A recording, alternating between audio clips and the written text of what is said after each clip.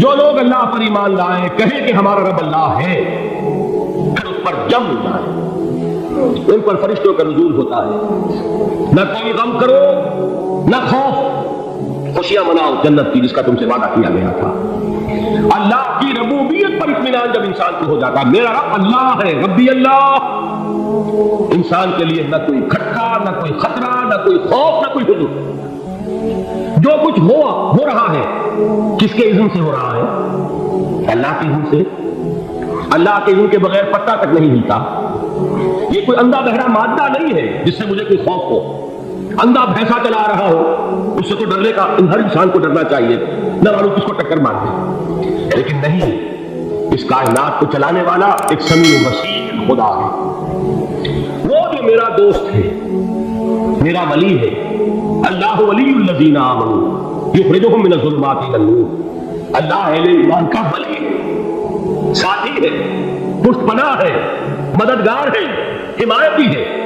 بتائیے جسے یقین ہو جائے کہ اللہ میرا مددگار، اللہ میرا محافظ، اللہ میرا پشت پناہ، اللہ میرا حمایتی، اس کے لیے کوئی خوف ہوگا؟ اس سے کوئی ڈر ہوگا؟ میں مثال دیا کرتا ہوں بہت سادہ، پنجاب کے دیہات کی، تو بڑا چودھری ہے اور کوئی غریب کسان ہے، اس غریب کسان کی کہ جانوروں کو ہر وقت اندیشہ ہوگا چوری کا، کوئی میری بھینس کھول کر نہ لے جائے، کوئی میرا بیل کھول کر نہ لے جائے، لیکن جس کے بارے میں یہ سب کو معلوم ہو کہ وہ جو بڑا چودھری ہے وہ اس کا دوست ہے، اس کی بچیا کو کوئی خوف ہوگا؟ اس کی بھینس پر کوئی ہاتھ ڈالے گا؟ اسے کوئی اندیشہ ہوگا؟ نہیں۔ کیوں؟ کہ وہ بڑا چودھری، بڑا اس کا یہاں کا سردار، جاگیردار، سب کو معلوم ہے وہ میرا دوست ہے، کوئی میرے خلاف اقدام نہیں کر سکتا۔ اس دنیا میں یہ چھوٹی سی بات اگر آپ کے دلی اطمینان اور سکون کا باعث بن سکتی ہے تو ذرا تصور کیجئے۔ میں لفظ تصور استعمال کروں گا صرف اس لیے کہ اس کا ہم جس کو کہتے ہیں ادراک اور شعور کر نہیں سکتے، اگر کے ساتھ کر سکتے، اگر یقین ہو کہ اللہ میرا مددگار اور یقین ہو کہ اللہ ہر آن میرے ساتھ ہے، پھر کوئی خوف؟ کس کا خوف؟ کوئی شے اللہ سے بالا تر ہے؟ کوئی قوت اس سے زیادہ طاقتور ہے؟ کوئی اس کے ارادے کو بدلنے والا ہے؟ کوئی اس کی مشیت کے آڑے آنے والا ہے؟ یہی بات ہے جو حضور نے فرمائی، یہ ایمان کا حاصل ہے لب لباب۔ تو دیکھو اچھی طرح اس بات کو ذہن نشین کر لو۔ ہمارے چینل روشنی خطاب کو سبسکرائب کریں۔ ڈاکٹر اسرار احمد رحمت اللہ کے لیے سورہ فاتحہ اور کامنٹ میں آمین لکھیں۔ اگر تمام انسان مل کر تمہیں کوئی نقصان پہنچانا چاہے نہیں پہنچا سکتے مگر جو کچھ اللہ نے لکھ دیا، اور تمام انسان مل کر تمہیں کوئی نفع پہنچانا چاہے نہیں پہنچا سکتے مگر وہ شے جو اللہ نے طے کر دی۔ آپ پھر میں کہوں گا ذرا تاریخ کیجیے، اسے فرض کیجیے، اسے سوچیے۔ اگر اس حدیث پر ہمارا دل چکا ہوا ہو تو کسی سے ڈر ہوگا؟ یہ مجھے نقصان نہ پہنچا دے، یہ میری رپورٹ خراب نہ کر دے، یہ میری انکریمنٹ نہ رکوا دے، یہ میرا یہ نہ بگاڑ دے، یہ میرے یہ نقصان نہ پہنچا دے، اس کا ڈر، اس کا ڈر، اس کا خوف، اس کی خوشامد، اس کے لیے جا کر طرح طرح سے اپنی عزت نفس کو ذلیل کروانا اس کے سامنے۔ یہ سب کچھ کیوں کرتا ہے انسان؟ جب سمجھتا ہے کہ اس کے ہاتھ میں میرا کوئی نفع ہے، اس کے ہاتھ میں میرے لیے کوئی ضرر ہے، یہ مجھے کوئی گدن پہنچا سکتا ہے، یہ مجھے کوئی نقصان پہنچا سکتا ہے، یہ میرے کوئی کام بنا سکتا ہے، یہ میری کوئی ضرورت پوری کر سکتا ہے، اسی کا نام شرک ہے۔ جہاں آپ نے یہ سمجھا کہ غیر اللہ کے اندر کوئی طاقت موجود ہے وہی شرک ہے۔ بتوں سے تجھ کو امید ہے، خدا سے نو امیدی، مجھے بتا تو صحیح اور کافری کیا ہے؟ شرک تو یہ ہے جس پر بھی تمہیں یہ خیال ہے کلمہ ہے یا کلمہ سو لا حول ولا قوت الا باللہ، ذرا اس پر دل کو کبھی اگر آپ تصور کریں، دل فرض کریں، دل ٹھک جائے، اس پر کوئی طاقت نہیں۔ یہی بات تھی جو شیخ عبد القادر جیلانی رحمۃ اللہ علیہ نے اپنی وصیت میں اپنے بچے سے کہی۔ 11ویں دینے والے ہیں لیکن حضرت شیخ عبد القادر جیلانی کی وصیت اور تعلیمات کو کتنے لوگ نہیں جانتے؟ یہ جن مقامات تک پہنچے ہیں وہ کس چیز کی بدولت پہنچے؟ انہوں نے جو پیغام دیا وہ کیا تھا؟ اے میرے بچے، جس طریقے سے قرآن مجید میں حضرت لقمان کی نصیحتیں جو ہے نقل کر دی گئی ہیں، میں یہ عرض کروں گا بالفرض اگر قرآن حضرت عبد القادر جیلانی کے بعد نازل ہوا ہوتا تو شیخ عبد القادر کی یہ نصیحتیں بھی قرآن میں درج ہوتی۔ اتنی اونچی نصیحتیں ہیں۔ اے میرے بچے، اس حقیقت کو ذہن نشین کر لے لا فاعل فی الحقیقت ولا مؤثر الا اللہ. اس کائنات میں نہ کوئی فاعل حقیقی ہے نہ مؤثر حقیقی ہے سوائے اللہ. کسی شے میں کوئی تاثیر نہیں اگر اللہ نہ چاہے. آگ جلا نہیں سکتی اگر اللہ نہ چاہے. پانی ڈبو نہیں سکتا اگر اللہ نہ چاہے. زہر ہلاک نہیں کر سکتا اگر اللہ نہ چاہے. کوئی کس فائدہ نہیں پہنچا سکتی اگر اللہ نہ چاہے. تو در در پہ کیوں سر جھکاتے ہو؟ در در پر کیوں جبیں سائی کرتے ہو؟ سب کے سامنے کیوں ہاتھ پھیلاتے ہو؟ ایک اللہ سے مانگو.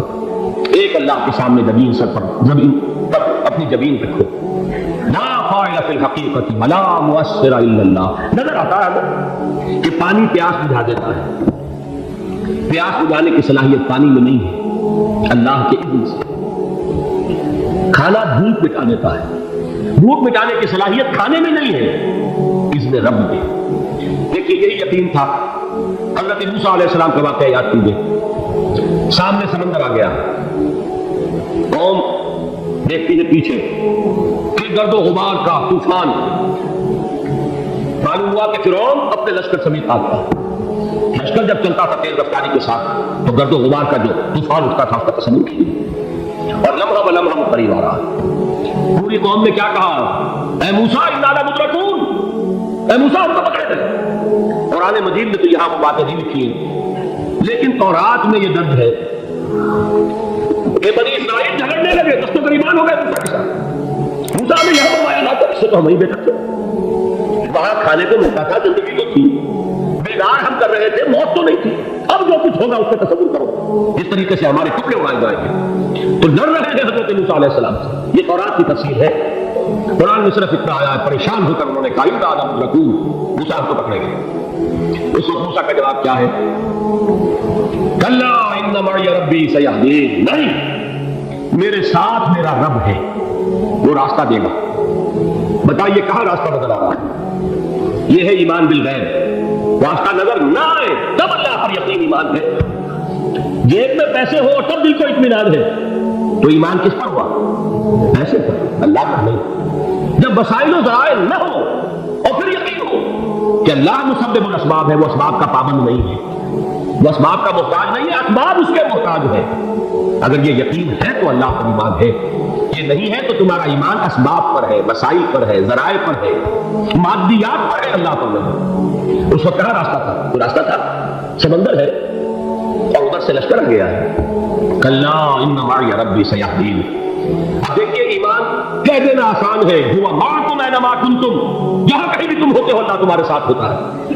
لیکن اس کا یقین قائم ہو جائے تو زمین و آسمان کا فرق واقع ہو جائے. یہی بات ہے حضور کے ساتھ. غار ہے، چھپے ہوئے ہیں محمد رسول اللہ اور آپ کے وہ یار غار ابو بکر صدیق رضی اللہ تعالی عنہ. اقبال نے حضرت ابو بکر کی شان میں چند اشعار کہے صرف، لیکن واقعہ یہ ہے کہ بھاری بھاری نظموں پر اور قصیدوں پر بھاری، طویل ترین نظمیں اور قصیدے ہوں ان پر بھاری. ہمتیں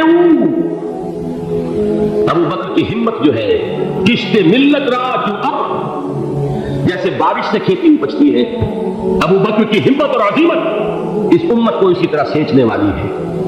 ثانیے اسلام و غار و بدر و کب، وہ دوسرے تھے اسلام میں. دوسرے پہلے کون تھے؟ انا اول المومنین، حضور کی بات ہے، سب سے پہلا ایمان لانے والا میں. دوسرے ابو بکر. ویسے ہمارے ہاں یہ چلتا ہے اختلاف، حضرت علی پہلے ہے کہ حضرت ابو بکر پہلے ہے، لیکن اس میں بڑی خوبصورت تطبیق قائم کی ہے علماء نے اور بہت صحیح ہے. چار کے بارے میں فیصلہ ہی مت کرو کہ کون پہلے. ان کی ایک عجیب تقسیم کر دی ہے. آزاد مردوں میں، بالغ مردوں میں سب سے پہلے ابو بکر، بچوں میں سب سے پہلے علی، خواتین میں سب سے پہلے خدیجہ، اور غلاموں میں سب سے پہلے زید بن حارثہ. بڑی پیاری تقسیم ہے. یہ چاروں ہی پہلے ہیں، ہر ایک کے لیے ولیت ہے.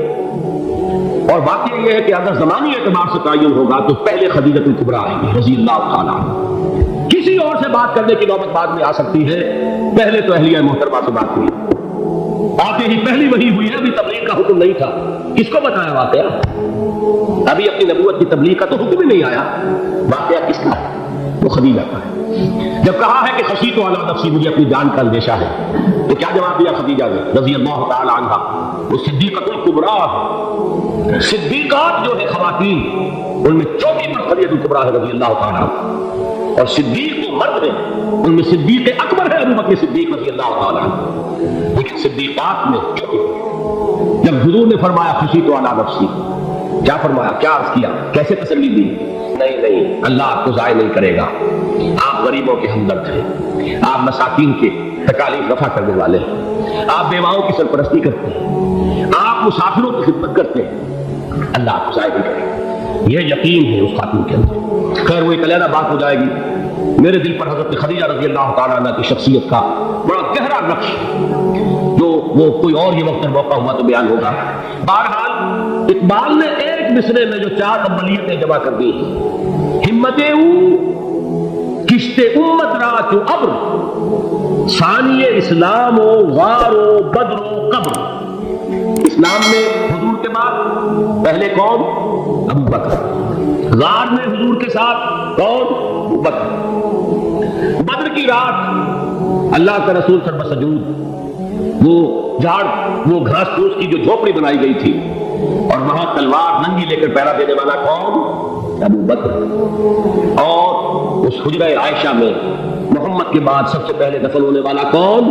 ابو بکر رضی اللہ تعالیٰ عنہ صلی اللہ علیہ وسلم۔ وہ جو معاملہ سنا رہا تھا غار ثور کا، حضرت ابو بکر بھی حضور کے خیال سے لرز گئے ہیں۔ آپ کو یاد ہوگا کہ جا کر پہلے تمام جتنے سوراخ تھے انہیں بند کیا، ایک سوراخ رہ گیا تھا جس کو بند کرنے کے لیے کوئی کپڑا نہیں تھا، وہاں اپنی ایڑی رکھی ہے، تب کہا ہے حضور سے تشریف لائیے، اور اپنے زانوں پر حضور کو لٹایا ہے، اور وہاں کسی موذی جانور نے کاٹا ہے، حضور کی آنکھ لگ گئی تھی، اس وقت اس بل کے اندر جو بھی بچھو ہے کیا ہے اللہ عالم، اس نے کاٹا ہے، اس کی تکلیف کی وجہ سے ابو بکر کی آنکھوں سے آنسو ٹپک گئے، حضور کے چہرے مبارک پر پڑے ہیں، تو حضور جاگے ہیں، معاملہ کیا ہے؟ یہ نہیں ہے وہاں سے مبادہ میں جانور وہاں سے نکل کر محمد رسول اللہ کو کوئی گزن پہنچا دے، ابو بکر کی ہے جس طرح چاہے کھا لے، ختم کر دے، جان نکل جائے تب کوئی آج آئے محمد پر پائے، لیکن جیتے جی نہیں، وہ ہے ابو بکر۔ حضور کے خیال سے اس وقت حضور نے پھر اپنا لعاب دہن لگایا ہے، اور اس سے پھر آپ کی تکلیف ختم ہوئی۔ جیسے خیبر میں حضرت علی کی آنکھ دکھ رہی تھی، اس کو جو شفا حاصل ہوئی وہ بھی حضور کے لعاب دہن سے ہوئی۔ تو بہرحال اس وقت انہوں نے کہا ہے کہ اے نبی یا رسول اللہ، اگر اس وقت ان میں سے کسی نے غیر ارادی طور پر بھی اپنے قدموں کی طرف جھانک لیا تو پکڑے جائے۔ کیا جواب تھا اللہ کے رسول کا؟ لا تحزن ان اللہ معنا، اللہ ہمارے ساتھ ہے، کیوں بولا کہ ابو بکر؟ یہ ہے ایمان باللہ، میرا خالق اللہ، میرا رازق اللہ، میرا محافظ اللہ، میرا مددگار اللہ، میرا پشت پناہ اللہ، میرا دوست اللہ۔ یہ دوستی ہے اللہ کی جو لب لباب ہے، حاصل ہے ایمان کا، اسی کا نام ولایت ہے۔ اولیاء اللہ کے سروں پر سین نہیں ہوتے، جس کے دل میں ایمان راسخ ہو چکا ہو وہی اللہ کا ولی ہے، جسے اللہ پر یقین ہو چکا ہے وہی اللہ کا ولی ہے، جسے یقین ہے اللہ میرے ساتھ ہے، میرا مددگار، میرا پشت پناہ، میرا ساتھی، میرا دوست، میرا محبوب، میرا محب۔ اللہ اہل ایمان سے محبت کرتا ہے۔ اللہ یحب الصادقین، ان اللہ یحب الذین یقاتلون فی سبیلہ صفا کانہم بنیان مرصوص۔ اللہ محبت کرنے والا، اہل ایمان محبوب، اور اہل ایمان محبت کرنے والے اللہ محبوب۔ والذین آمنوا اشد حبا للہ۔ آپ تصور کیجئے جسے یہ رشتہ ایمان یا رشتہ ولایت حاصل ہو جائے، الا ان اولیاء اللہ لا خوف علیہم ولا هم یحزنون، آگاہ ہو جاؤ، اللہ کے دوستوں کے لیے نہ کوئی خوف ہے نہ کوئی حزن ہے۔ اگر آپ کو ویڈیو اچھی لگی تو چینل کو سبسکرائب کریں، ڈاکٹر اسرار احمد رحمت اللہ کے لیے سورہ فاتحہ اور کامنٹ میں آمین لکھیں۔